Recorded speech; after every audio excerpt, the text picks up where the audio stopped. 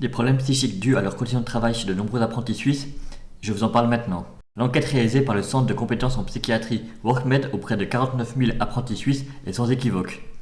61% des apprentis déclarent avoir rencontré des problèmes psychiques pendant leur formation. Malgré cela, aucune mesure n'est mise en place au sein des entreprises formatrices ni par les autorités pour prévenir ou encadrer ces difficultés. Ce sont 78% des apprentis concernés par ces troubles qui n'ont reçu aucun soutien ni entretien de contrôle lors de leur cursus. Est pointé du doigt par les apprentis le manque d'accessibilité d'offres de conseils et d'écoute au sein des structures de formation. Lorsqu'elles existent, elles ne sont souvent pas gratuites et ne garantissent pas suffisamment l'anonymat, selon l'enquête. Ainsi, suite à cette publication, l'USS, l'Union syndicale suisse, dénonce ces conditions dans un communiqué et souligne le manque d'accès des syndicats aux écoles professionnelles.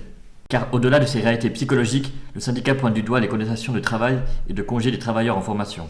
Les vacances et la durée du travail des apprentis sont aussi dans le viseur de l'étude de WorkMed. Elle montre que 63% des apprentis trouvent leur journée de travail trop longue. En plus de cela, il souligne le manque de vacances qui s'élève à 5 semaines sur l'année. Face à ces constats, l'USS a lancé une lettre ouverte au Conseil fédéral qui réclame le passage à 8 semaines de vacances plutôt que 5. Une action politique à saluer, mais qui semble de bien petite ampleur pour un problème qui concerne plus de 200 000 travailleurs en formation CFC en Suisse. Les droits des apprentis sont, comme souvent, en bas de la liste des priorités. La lutte politique gagne en importance sur cette thématique. Nous pouvons noter le dépôt d'une initiative pour plus de droits pour les apprentis dans le canton de Neuchâtel, lancée par les Jeunes Pop avec le soutien des partis de gauche et des syndicats.